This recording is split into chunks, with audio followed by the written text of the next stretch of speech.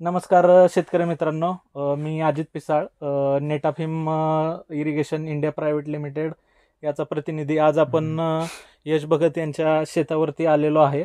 तर त्यांनी इथं आल्यावरती बऱ्याचशा नवीन नवीन गोष्टी आम्हाला पाहायला मिळाल्या, तर त्यांच्या तोंडूनच जाणून घेऊयात की कोणकोणत्या प्रकारची शेती आहे. तर भगत साहेब नमस्कार.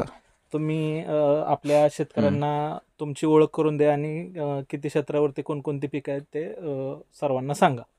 नमस्कार, मी यश भगत, राहणार बेंबळे, तालुका माढा, जिल्हा सोलापूर. माझं BSc ॲग्री कंप्लीट आहे. आपल्याकडे जवळजवळ 50 एकर शेती आहे. त्यामध्ये फळबागा तसेच ऊसाचे पीक घेतले जाते. फळबागामध्ये केळी, डाळिंब, पेरू, आंबा अशी सर्व पिके आहेत. त्याच्यावरती तुम्ही पाणी व्यवस्थापनासाठी कसं नियोजन केलेलं आहे आणि खत व्यवस्थापनासाठी कसं नियोजन केलेलं आहे ते आपल्या शेतकरी बांधवांना सांगा. आमच्याकडे आता वडिलोपार्जित जमीन असल्यामुळे पूर्वीपासून ऊसाचं क्षेत्र जास्त होते व पाट पाण्याने पाणी द्यायची व्यवस्था होती. मग मी ॲग्री कंप्लीट झाल्यानंतर फळबाग लागवड करण्याचा निर्णय घेतला व तसं करताना मग मी ठिबकद्वारे MIDC मधून ठिबक आणले सुरुवातीला, स्वस्त म्हणजे कम्पेअरमध्ये. मग ते ठिबक आणले व फळबागाची लागवड वाढ काय व्यवस्थित झालेली दिसून आली नाही. त्याचं वॉटर मॅनेजमेंट, फर्टिलायझर मॅनेजमेंट व्यवस्थित झालेलं नाही. त्यामुळे परत मी असंच जाहिरात बघितली नेटाफिमची इंटरनेटवर. मग त्यामुळे हर्षद एंटरप्राइजेस करकम यांच्याकडून मी नेटाफिमचं ठिबक घेतलं सर्व फळबागांना व त्याच्यामुळे मला चांगला रिझल्ट दिसून आला.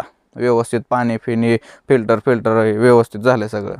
ओके. आणि साधारण तुमचं एक वर्षाचं नियोजन आता आहे. केळी पीक आहे, पलीकडे तुमचं आंब्याचं आहे, पेरूचं आहे. तर साधारण किती उत्पन्न निघेल आणि पहिलं किती उत्पन्न निघत होतं पारंपरिक शेतीवरती ज्यावेळेस तुम्ही लोकल ड्रिपलाईन वापरत होता आणि नेटाफिमची ड्रिपलाईन वापरल्यानंतर एक तुम्हाला उत्पन्नामध्ये फरक काय जाणवतो? मला बराच फरक जाणवला. पाण्याची बचत जाणवली आणि व्यवस्थित खते जागच्या जागेला गेल्यामुळे झाडांची वाढ झाली. त्यामुळे उत्पन्न वाढले उत्पन्न माझं वर्षानुवर्ष नेटाफिमचा रिझल्ट येत राहिला ठिबकचा. ओके. तर आपण संपूर्ण तुमचे शेत फिरून बघूया. सुरुवातीला केळी वरती आपण ड्रिपलाईन कोणकोणत्या प्रकारचे लावलेले आहेत? आपल्याकडं नेटाफिमची डबल इनलाईन ड्रिपर आहे. ही देशी केळ आहे. हे जवळजवळ ह्याला 4 वर्ष होऊन गेले. हे जे प्रत्येक महिन्याला एक साधारण 5 टन जातो आणि सगळं सेंद्रिय आहे. स्लरीवर पूर्णपणे स्लरीवर हे आपण बाग डेव्हलप केलेले आहे. हे बघू शकता तुम्ही, असं बोंदा हे जवळजवळ 4 वर्ष होऊन गेले केळीला. हे कंटिन्यू चालूच राहते. प्रत्येक महिन्याला एक 5-6 टनाची गाडी निघते येतात.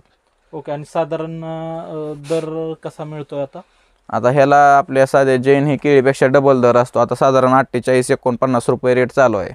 वर्षात तो कमी जास्त होतो, 25-30-40 हंगामानुसार, हवामानानुसार. चालेल. तर ठीक आहे, आपण खाली तुमचे पेरू आंबा बघूया आणि त्या ठिकाणी हे पाहू शकता आपले पेरूचं क्षेत्र आहे. हे जवळजवळ 5 एकर पेरू आहे व हे पहिल्या पिकाची बाग आहे. पहिलं उत्पन्नाचं हार्वेस्टिंग झालेलं आहे आणि आपल्याला जवळजवळ ह्यातून एक 50 टनाच्या आसपास ॲव्हरेज भेटलेलं आहे. आणि सिंगल ड्रिपवर पेरू आहे, तुम्ही बघू शकता. व झाडाची ग्रोथ बघू शकता. उंची 10 ते 12 फूट झाडे झालेले आहेत पहिल्या पिकामध्ये आपले. आपली केशर आंब्याची बाग आहे. हे जवळजवळ 4 एकर बाग आहे आणि ह्याचं अंतर मधील 12 आणि दोन्ही झाडामधील 60 फूट अंतर आहे. व या बागेला आज 2 वर्ष पूर्ण झालेले आहेत व ही बाग पूर्णपणे आता उत्पन्नाला सज्ज झालेले आहे. तुम्ही पाहू शकता मोहर कशा प्रकारे निघाला आहे. स्लरीचे युनिट आहेत. संपूर्ण क्षेत्राला इथून मी स्लरी सोडतो आणि हा नेटाफिमचा सेमी ऑटोमॅटिक फिल्टर आहे.